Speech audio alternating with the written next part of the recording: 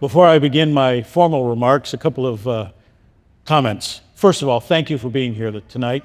You had the choice to do many things this evening, I know, and I'm grateful that you have come to be with us and to share in this sacred time, even if you were coerced. We are grateful that you are here. Secondly, ain't the sound of that baby wonderful?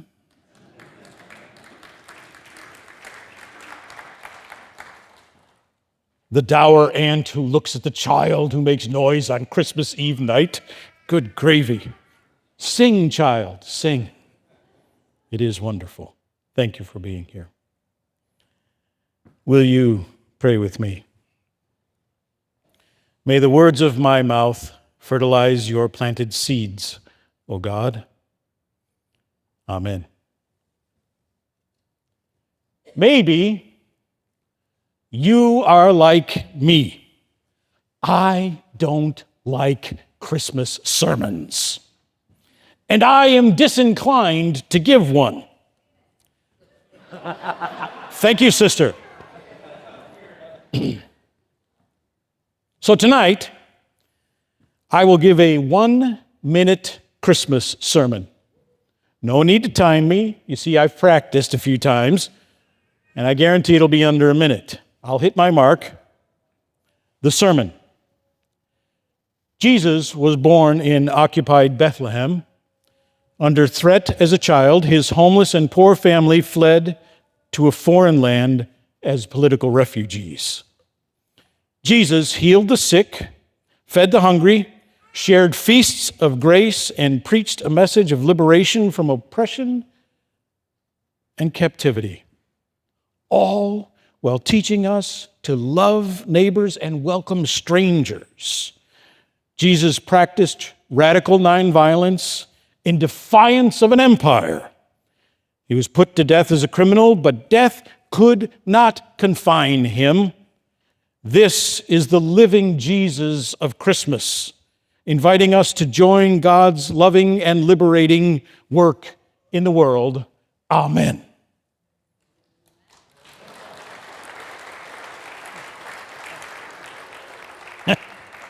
Now that we've dispensed with the sermon, I wish to offer you a gift. It is my practice to write and to share a story with those who have ears to hear. So here is the story of expectant joy.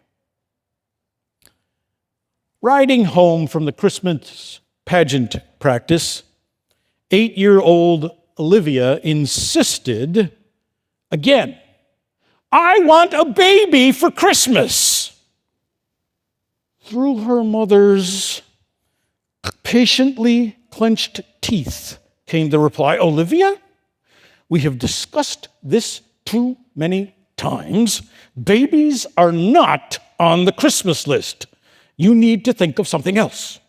"But Mom, all I want is a baby, nothing else. Santa doesn't need to bring me anything else, just a baby. That's all I want, just a baby, not a baby doll. It's not the same, not a stuffy, it's not the same. I want a real, live, cuddly baby." The rest of the ride home, a tense silence filled the air. Climbing out of the car, Olivia pulled on her dad's arm and almost whispered, "Dad, is it really that hard for Santa to bring me a baby?" "Yep, my love," said the father. "Babies are a big ask and probably impossible for Santa."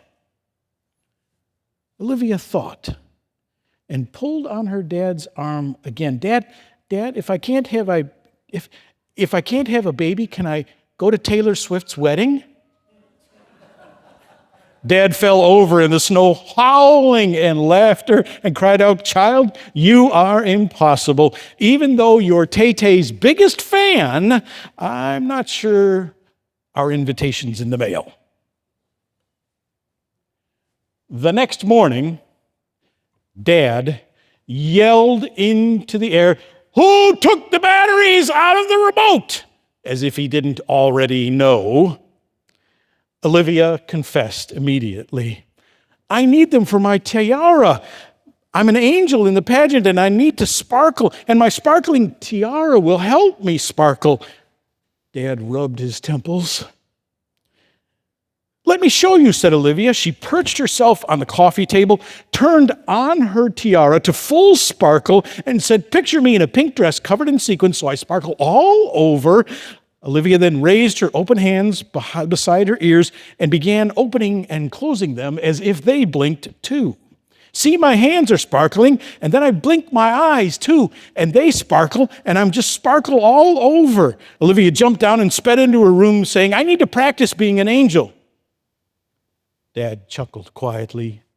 You are my angel. Christmas Eve arrived, and the family of 3 drove to church. Olivia was in a pink sparkle dress. She had her sparkle tiara with fresh batteries, to which she had affixed 6 glittering pipe cleaners that stuck up like antennae, apparently adding radiance. Dad, she said, what, Olivia? You need to carry me into church. Why, Olivia? Because I have my sparkle and shine sneakers and they can't get snow on them. Where are your boots? At home. No, Olivia. Why didn't you wear your boots? Because they don't sparkle. Okay, Angel, I'll carry you in. The pageant opened with a cardboard stable and a menagerie of children in animal costumes, the donkey, the cows, the sheep. And then there was a dog and a zebra and something that looked like a Wookiee.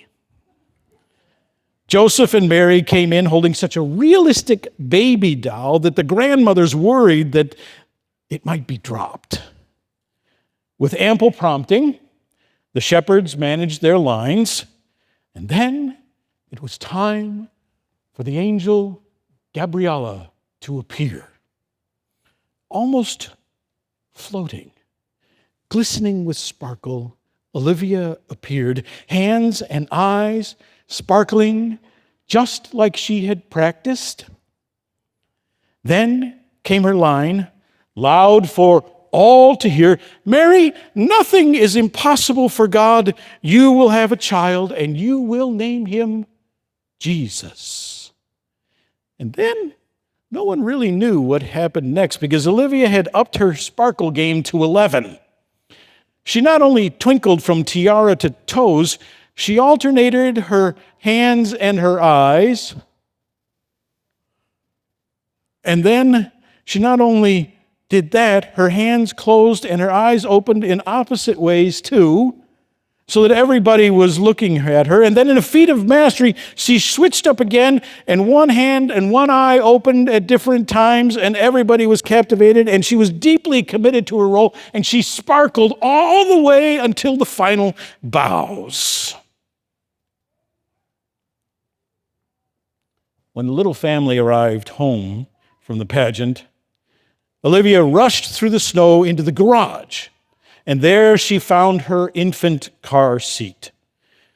Putting the car seat near the front door of the house, Olivia raced into the house and grabbed all the blankets from her baby dolls.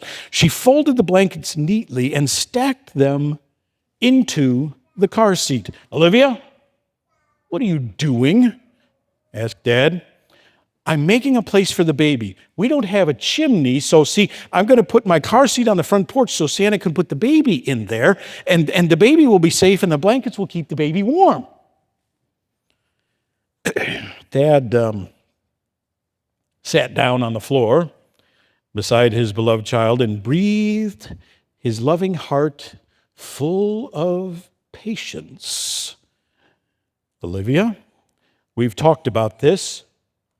I cannot imagine Santa bringing you a baby. I don't want you to be disappointed. I know, Dad, but just in case, Olivia picked up her blanket-filled car seat and moved it closer to the front door. Staring at it for a moment, she gasped and ran back into the house. In an instant, she returned with a stuffed sheep and put it with the blankets. There, she declared, and went into the house to get ready for bed. As they did each night, father and child knelt beside Olivia's bed to pray. Olivia started. God, Santa isn't powerful enough to bring me a baby, but this is your night, God. Remembering her pageant line, she added, nothing is impossible for God. Please, God, bring me a baby. I put a baby seat on the porch for you with blankets and everything. Please, God. Amen. And happy birthday. Dad prayed next, God help my child. He kissed his angel and tucked her in for a long winter's nap. Mom and Dad drank too much eggnog, nibbled on cookies, and went to bed hoping beyond hope that Olivia for once would sleep late.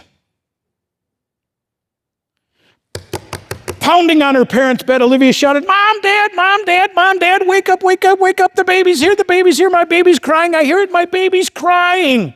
The parents startled awake, and to their surprise, they heard it too, a baby's cry in the distance.